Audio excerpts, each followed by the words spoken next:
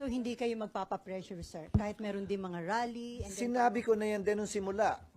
Sino mang pabor sa impeachment o kontra sa impeachment, sino mang pabor kay VP Sara o kontra sa kanya, hindi ko papakinggan. Gagawin ko kung anong tama, nararapat at ayon sa konstitusyon at batas. Maraming salamat sa iyo, Mr. Chis Escudero, sir. Maraming salamat, sir.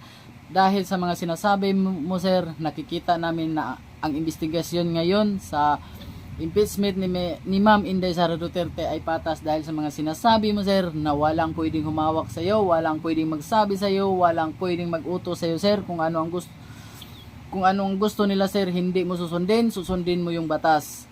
Maraming sir. At dahil dyan, sir, saludo kami mga DDS supporter, sir. Asahan mo, sir, sa darating na halalan 2028, election 2028, sir.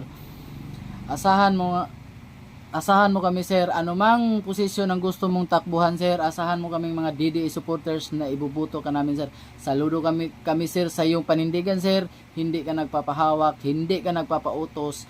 Sinusunod mo yung batas at alam namin mga DDS nga ngayong patas ang investigasyon ngayon sa impeachment ni Ma'am Inday Sara Duterte. Saludo kami sa inyo, sir. Maraming salamat. Sana hindi ka po magbago. Saludo ako sa iyo, sir. Thank you, sir.